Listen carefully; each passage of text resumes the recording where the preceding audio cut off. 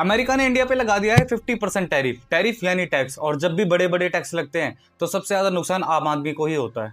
आज मैं आपको बहुत ही सिंपल शब्दों में समझाऊंगा कि ये टैरिफ क्या है, अमेरिका ने क्यों लगाया और इसका असर हमारे फार्मर्स, हमारी इकोनॉमी और हम सब पे कैसे पड़ने वाला है। चलो सिंपल से शब्दों में समझते हैं। मान लीजिए कि आप एक किसान हो, आपने हरियाणा के खेत में चावल उगाया अमेरिका में बेचने के लिए, और अमेरिका में उस चावल की कीमत $100 है, और अब अमेरिका की गवर्नमेंट कह रही है कि 50% टैरिफ लगेगा, यानी कि अब वो चावल वहां पर $150 का बिकेगा।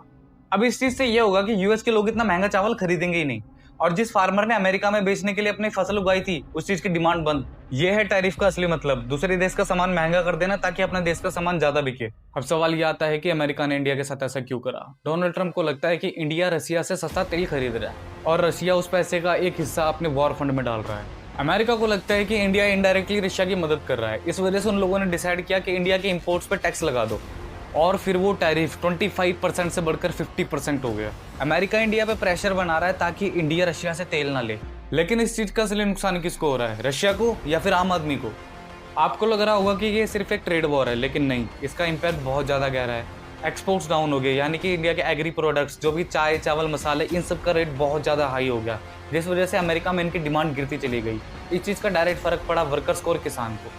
आईटी और फार्मा कंपनीज जो पूरी तरीके से यूएस क्लाइंट्स पर डिपेंडेंट है, उनकी सर्विस और मेडिसिन महंगी पड़ रही हैं। डॉलर डिपेंडेंस, जब एक्सपोर्ट गिरते हैं तो फॉरेन कंट्री के करेंसी का फ्लो बहुत ज्यादा कम हो जाता है, जिस वजह से कि इंपोर्ट बहुत ज्यादा महंगा पड़ता है। जॉब का प्रेशर, जब कंपनी का प्रॉफिट कम होता है तो वो नए लोगों को हायर बहुत कम करते हैं, जिस वजह से कि जॉब मिलना बहुत कम हो जाता है। सोचो भाई, जो एक डिसीजन वॉशिंगटन डीसी में लिया गया वो तुम्हारे देश के साथ साथ तुम्हारे मोहल्ले की मार्केट में तक कैसे असर कर रहा है।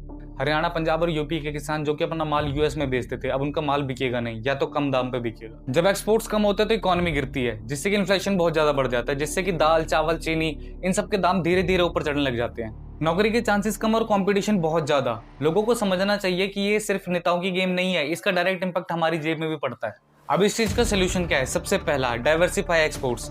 पूरे तरीके से यूएस पे डिपेंड न रहना, अफ्रीका और यूरोप और मिडिल ईस्ट जैसी जगहों पे भी अपनी मार्केट करना। दूसरा, अगर देश के अंदर डिमांड स्ट्रांग होगी तो एक्सपोर्ट पे बहुत कम डिपेंड रहेंगे। तीसरा, आत्मनिर्भर भारत, लोकल मैन्युफैक्चरिंग और इंडस्ट्रीज को प्रमोट करना। Fourth, political balance. इंडिया को रसिया के साथ रिलेशन स्ट्रांग रखने हैं, लेकिन यूएस और यूरोप को भी इग्नोर नहीं कर सकते। ये एक टाइट रोप वॉक है।